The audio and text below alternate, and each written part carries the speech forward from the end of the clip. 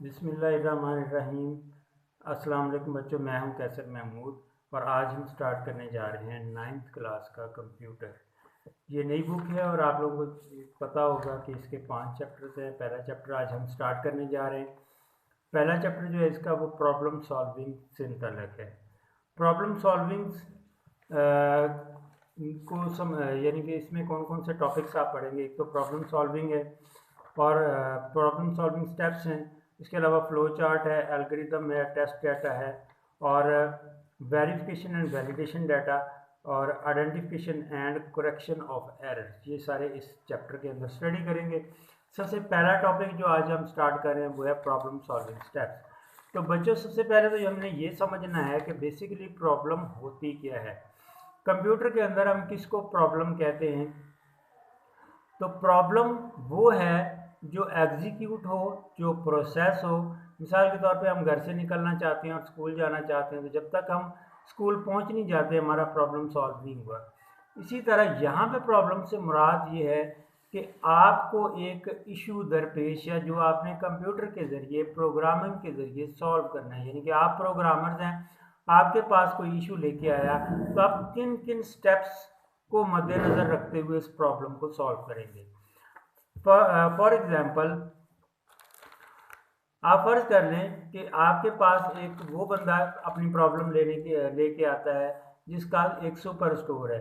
Super store में आप लोग जानते हैं कि बहुत सारी आइटम्स होती हैं, उनकी लिस्ट भी उसको कंप्यूटर के अंदर चाहिए। फिर उसके बाद वो लिस्ट में जितना सामान जो मौजूद है उसकी क्वांटिटी भी चाहिए, जो उसकी रिटेल प्राइस है, जो उसकी सेल प्राइस है, जो उसकी परचेज प्राइस है, वो उसके अंदर एंटर होनी चाहिए ताकि 8 घंटे के बाद उसको मालूम हो सके कि उसको कितना प्रॉफिट हुआ, कितनी सेल हुई और कितनी आइटम्स उसके पास मौजूद थी, कितनी सेल हो गई और अब उसके पास स्टॉक जो है वो कितना मौजूद है। फिर मंथली बेसिस पे, एनुअल बेसिस पे उसको पूरे का पूरा रिकॉर्ड उसको कंप्यूटर के अंदर चाहिए। तो ये सारी चीज़ें जो हैं ये उसके लिए प्रॉब्लम है और अब वो सॉल्व करवाना चाहता है किसी प्रोग्रामर से। तो सबसे पहले हम कौन सा स्टेप इसमें करेंगे? प्रॉब्लम सॉल्विंग स्टेप्स में जो पहला स्टेप है वो डिफाइनिंग अ प्रॉब्लम है। तो वो आपके पास आके अपने प्रॉब्लम को पूरी तरह डिफाइन करेगा कि बेसिकली आपका प्रॉब्लम बेसिकली उसका है क्या। तो सबसे पहले अगर तो उसने पूरी तरह डिफाइन कर दिया, जाहिर बात है वो सॉफ्टवेयर इंजीनियर नहीं है और वो नहीं जानता कि सॉफ्टवेयर बनाने के लिए कौन कौन सी चीज़ें चाहिए, इसलिए मे भी वो पूरी इंफॉर्मेशन आपको प्रोवाइड ना कर सके या पूरी तरह वो बयान ना कर सके, तो कुछ स्टेप्स जो है वो रह जाएं। यानी कि वेल डिफाइंड प्रॉब्लम तो वो होगा जिसमें किसी किस्म का कोई अबहाम ना हो, कोई एम्बिगिटी ना हो, हर चीज़ बिल्कुल वाज़ेह हो और उसका एक वाज़ेह मकसद हो। तो जब उसका वाज़ेह मकसद होगा तो उस प्रॉब्लम को सॉल्व किया जाएगा।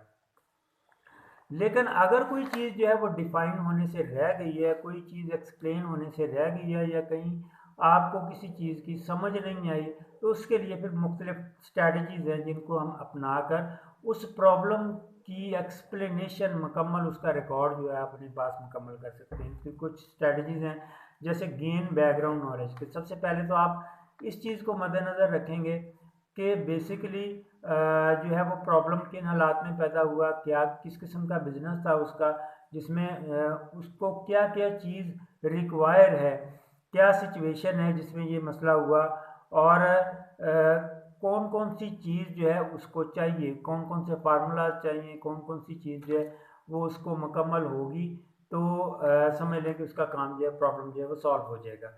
दूसरी चीज़ है यूज़ गैसेस। गैसेस कहते हैं कि सलूशन, अंदाज़न सलूशन एक आपने बना लिया अपने दिमाग के अंदर, तो अपने पास्ट एक्सपीरियंसेस की निस्बत आप जो है वो एक सलूशन जो है अपने दिमाग के अंदर आप बना लेते हैं।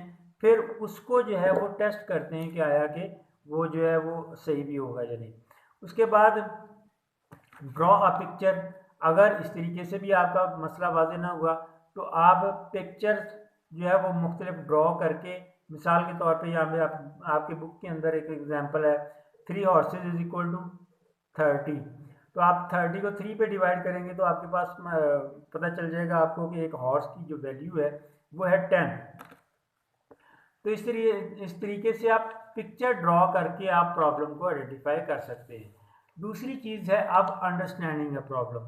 अंडरस्टैंड आप प्रॉब्लम को किस तरह से करेंगे, आप प्रॉब्लम को एनालाइज करेंगे। और एनालाइज किस तरह से करते हैं, आप लोगों ने एनालाइजिंग केमिस्ट्री में भी पढ़ा है कि आप एक सैंपल लेते हैं, उसमें उसकी कंपोजिशन और तमाम अज्जा को आप देखते हैं कि उसमें क्या चेंज आई, क्या चीज़ मौजूद है और किस चीज़ की कमी है, ये सारा आप एनालिसिस करते हैं। इसी तरह इसमें भी हम जो एनालिसिस करेंगे उसमें 5 W's का आंसर हम निकालेंगे। 5 W's कौन से, व्हाट है, हु है, व्हेन, वेयर एंड व्हाई। तो एनालिसिस करते वक्त हम इंफॉर्मेशन को इस तरह से हासिल करते हैं कि इन 5 W's का आंसर हमारे पास आ जाए ताकि हम प्रॉब्लम को समझ सकें। 5 W's का आंसर हमने कहाँ से लेना है, स्टेटमेंट पहले देखते हैं कि जो प्रॉब्लम पेश करने वाला है वो क्या स्टेटमेंट जो है वो देता है। तो स्टेटमेंट जो है सबसे पहले आपने देखनी है और स्टेटमेंट से आपने इस समझ लें कि इन आंसर्स को हमने निकालना है। मिसाल के तौर पे suppose your class teacher assign you a task to prepare a list of the students to your school. अब यहाँ पे वो एक आपका टीचर आपको एक काम असाइन कर रहा है और उसमें वो कह रहा है कि स्टूडेंट्स जो हैं वो स्कूल के स्टूडेंट्स की लिस्ट बनाएं whose names start with the letter A, जिनका नाम जो है वो A से शुरू होता है। ये लिस्ट क्यों बनानी है, the list is required in order to prepare an alphabetical directory, के स्कूल की अल्फ़ाबेटिकल डायरेक्टरी तमाम स्कूल स्टूडेंट्स की तैयार करनी है और school students and there is only 1 week to complete the task, और टास्क कंप्लीट करने के लिए हमारे पास सिर्फ एक हफ्ते का वक्त है। अब इसमें से हमने तमाम आंसर तलाश करने हैं। पहले नंबर पे व्हाट, यानी कि प्रॉब्लम बेसिकली क्या थी। List of the students names starting with the letter A, students के नामों की लिस्ट तैयार करनी है जिनके नाम जो है वो ए से शुरू होते हैं। हु यानी किसकी, स्टूडेंट्स की। वाई क्यों तैयार करनी है, to prepare the directory of the students, क्योंकि हम स्टूडेंट्स की डायरेक्टरी बनाना चाहते हैं अल्फ़ाबेटिकली। व्हेन कब, विद इन अ वीक, एक हफ्ते में हमने ये तैयार करनी है। वेयर कहाँ पे, स्कूल, जारी बात है कि स्कूल में ये लिस्ट मौजूद है तो हम स्कूल में तैयार करेंगे। तो जब हमें प्रॉब्लम जो है वो अच्छी तरह समझ आ गया कि बेसिकली प्रॉब्लम क्या है, इन 5 W's का आंसर मिल गया कि प्रॉब्लम क्या है, कब है, कहाँ पे है, किस तरह से सॉल्व करनी है, तो वो सारी चीज़ें अब हम प्लानिंग करेंगे उसके सोल्यूशन की। तो नेक्स्ट स्टेप है हमारा वो है प्लानिंग अ सोल्यूशन। तो नेक्स्ट स्टेप में हम सोल्यूशन की प्लानिंग करेंगे जिसका पहला यानी कि इसके लिए कोई ना कोई स्ट्रेटजीज तैयार करेंगे। कौन कौन सी स्ट्रेटजीज हम तैयार कर सकते हैं, पहला है डिवाइड एंड कंक्योर। डिवाइड का मतलब है कि एक बड़ी प्रॉब्लम को हमने डिफरेंट पार्ट्स में डिवाइड कर दिया। कंक्योर का मतलब है उसका सोल्यूशन निकाल लिया। तो सबसे पहली जो स्ट्रेटजीज है इसमें हम बिग प्रॉब्लम को स्मॉल पीसेज में हम डिवाइड करते हैं। नेक्स्ट है guess, check and improve. Guess का मतलब है हमने एक सोल्यूशन का अंदाज़ा अपने दिमाग में लगा लिया या एक सोल्यूशन अपने दिमाग में हमने निकाल लिया। तो बेसिकली सोल्यूशन हमने निकाल लिया है लेकिन वो आया कि करेक्ट भी है या नहीं, इसके लिए हम उसको चेक करते हैं। नेक्स्ट स्टेप इसी टॉपिक है। नेक्स्ट है चेक। चेक मीन्स कि हमने उसको मुख्तलिफ डाटा उसमें एंटर करके हमने टेस्ट करना है, चेक करना है कि आया कि आंसर भी सही दे रहा है, ये सोल्यूशन हमारा सोल्यूशन जो है वो हमारी एक्सपेक्टेशन के मुताबिक आ रहा है। अब उसके बाद है इम्प्रूव, यानी कि अगर कहीं पे कोई एम्बिग्विटी है, कोई पॉइंट जो है वो पूरी तरह एक्सप्लेन नहीं है, तो फिर हम क्या करते हैं, फिर हम रिफाइनमेंट करते हैं। रिफाइनमेंट कैसे करते हैं, मिसाल के तौर पे आपने चाय बनानी है, उसका पहला स्टेप है put tea leaves into the kettle, यानी कि केटल में आप चाय की पत्ती डालें। अब चाय की पत्ती आपने डालनी है, इसी स्टेप को हम मजीद एक्सप्लेन करके कह सकते हैं कि ओपन द शेल्फ, शेल्फ को ओपन करें। Get out the box of tea, tea box को हम वहाँ से बाहर निकालें। Open the lid of the tea box का लिड हम ओपन करें और उसके बाद take 1 teaspoon of the tea leaves and power into the टी केटल। अब ये सारी चीज़ें जो हैं ये एक स्टेप था जिसको हमने मज़ीद आगे एक्सप्लेन कर दिया इस स्टेप को। तो ये स्टेप इसको हम कहते हैं रिफाइनमेंट। तो रिफाइनमेंट हम कर देंगे तो हमारा सोल्यूशन जो है वो मज़ीद इम्प्रूव हो जाएगा। हमें जिसमें कोई चीज़ एम्बिग्युइटी है, कोई अबहम है, कोई चीज़ गैर वाज़ेह है, तो वो बिल्कुल इसमें क्लियर हो जाएगी। जब सोल्यूशन हमारा वाज़ेह हो गया तो उसके बाद एक्ट इट आउट, यानी कि हम इसके सोल्यूशन के ऊपर अमल करना शुरू कर देंगे। स्टेप्स हम नोट डाउन करेंगे कि हमने क्या क्या काम करने हैं, और उसके बाद उसको हम समझने के सॉल्व करना शुरू कर देंगे। नेक्स्ट है हमारा प्रोटोटाइप, कि अगर इस तरह से मसला हल नहीं हो रहा तो हम उसकी कुछ ड्राइंग्स बना लेंगे, उसका फ्लो चार्ट बना लेंगे, तस्वीरी शक्ल में उसको हम ले आएंगे। इसको ये सारी स्ट्रैटेजीज थी प्रॉब्लम को सॉल्व करने की। नेक्स्ट हमारा है जो इसी प्रॉब्लम सॉल्विंग स्टेप्स का है, नेक्स्ट स्टेप वो है डिफाइनिंग कैंडिड सोल्यूशन। अब ये कैंडिड सोल्यूशन बेसिकली होता क्या है, इसको डिफाइन कर देना। तो कैंडिड सोल्यूशन बेसिकली क्या है, अगर हमारे पास फर्ज करें हमें एक टास्क दिया जाता है कि हमने मालूम करना है पूरे स्कूल के अंदर कितने बच्चे जो हैं वो क्रिकेट खेलते हैं, तो सबसे पहले हम आसान तरीन जो और मुख्तसर तरीन जो इसका सोल्यूशन है, फौरी और अंदाज़न एक सोल्यूशन हम निकालते हैं। वो कैसे, एक क्लास में हम जाते हैं, वहाँ पे जो स्टूडेंट्स हैं जो क्रिकेट खेलते हैं उनकी लिस्ट हम नोट डाउन कर लेते हैं, और उनके नामों की लिस्ट जब नोट डाउन हो गई तो उसके बाद हम क्या करेंगे, अब हम एक हमारे पास एक सोल्यूशन आ गया, अप्रॉक्सीमेट सोल्यूशन।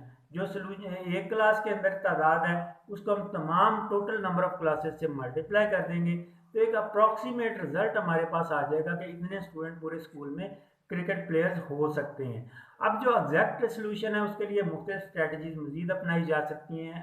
हर क्लास में जाया जा सकता है या उसके इंचार्ज से इंफॉर्मेशन ली जा सकती है, तो वो मुख्तलिफ स्ट्रैटेजीज हैं जिनको अपनाकर आप एग्जैक्ट सोल्यूशन निकाल सकते हैं। लेकिन कैंडिड सोल्यूशन मीन्स एक अप्रॉक्सीमेट सोल्यूशन आपने उसका निकाल लिया। अब है कि अब आपने नेक्स्ट स्टेप में करना है सिलेक्ट द बेस्ट सोल्यूशन। ये लास्ट स्टेप है इस टॉपिक का। तो सेलेक्ट द बेस्ट सोल्यूशन से मुराद ये कि इट मीन्स कि एक मसले के एक से ज़्यादा सोल्यूशन हो सकते हैं, और उनको हम जो है उनमें से जो बेस्ट सोल्यूशन है वो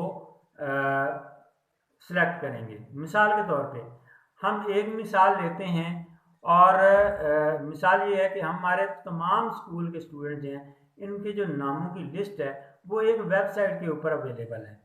अब वहाँ से आपने एक स्पेसिफिक नाम जो है वहाँ पे आपने फाइंड करना है। तो अब किस तरह से फाइंड करेंगे, इसके चार तरीके हो सकते हैं। पहले नंबर पे ये कि आप उस लिस्ट को आप ओपन करें, यानी कि अपनी स्क्रीन के ऊपर आप जिस वेबसाइट पे अवेलेबल है तो वो उसको आप अपनी स्क्रीन के ऊपर ओपन करें, और उसमें से आप एक नाम से शुरू हों और एंड तक आया कि जब लिस्ट ख़त्म हो जाए या वो नाम आपका मिल जाए तो तब आपका काम एंड हो जाएगा। तो इसको हम कहते हैं कि एक सोल्यूशन ये हो गया। दूसरा सोल्यूशन ये है कि आप उस लिस्ट को कॉपी करें और उसका प्रिंट निकाल लें, और प्रिंट निकाल के हमारे सामने रख लें, अपने सामने रख लें, और एक एक नाम को चेक कर लें। एक इसका सोल्यूशन ये हो जाता है। तीसरा सोल्यूशन इसका ये हो सकता है कि आपने नामों की लिस्ट को कॉपी किया, और कॉपी करके अपने एक्सेल शीट में उसको पेस्ट कर लिया, और पेस्ट करने के बाद आपने क्योंकि एक्सेल के अंदर ये फैसिलिटी है कि आप कोई भी मखसूस नाम जो है डायरेक्ट फाइंड कर सकते हैं फाइंड की कमांड से, तो आप वहाँ पे फाइंड की कमांड लगाएंगे और अपना मतलूबा नाम वहाँ पे उसमें लिखेंगे, तो वो उसको हाईलाइट कर देगा जहाँ पे वो नाम मौजूद है। चौथा इसका जो सोल्यूशन ये मौजूद है कि आप लिस्ट जब आपने स्क्रीन के ऊपर खोल ली तो जस्ट आप कंट्रोल F लिखेंगे, यानी कि फाइंड की कमांड देंगे, तो वो उसमें वो नाम पूछेगा क्या चीज़ फाइंड करनी है, उसमें आप ऑप्शन दें तो डायरेक्ट उसी लिस्ट के ऊपर ही वो उसको हाईलाइट कर देगा और वहाँ पे फाइंड कर लेंगे आप नाम। तो इस तरीके से ये चार सोल्यूशन थे। इनमें से बेस्ट आप कैसे सिलेक्ट करेंगे, बेस्ट आप बेसिकली सिलेक्ट करेंगे कि जो जिस यानी कि स्टेप को करने में आपका टाइम कम लगता है, जिस यानी कि सोल्यूशन को अपनाने में आपके स्टेप्स कम लगते हैं और वो ज़्यादा जल्दी हो सकता है और ज़्यादा वो वैलिड है, उस सोल्यूशन को आप अपनाएंगे और बाकी सोल्यूशन जो हैं उनको आप छोड़ देंगे। इस तरीके से आप बेस्ट सोल्यूशन जो है वो चूज़ कर सकते हैं। तो ये हमारा पहला टॉपिक था स्टूडेंट्स, ये था problem solving steps. Next step इंशाल्लाह हम अगले लेक्चर में स्टार्ट करेंगे, वो है फ्लो चार्ट। वो हम नेक्स्ट लेक्चर में स्टार्ट करेंगे इंशाल्लाह। तब तक के लिए आपको अल्लाह हाफ़िज़।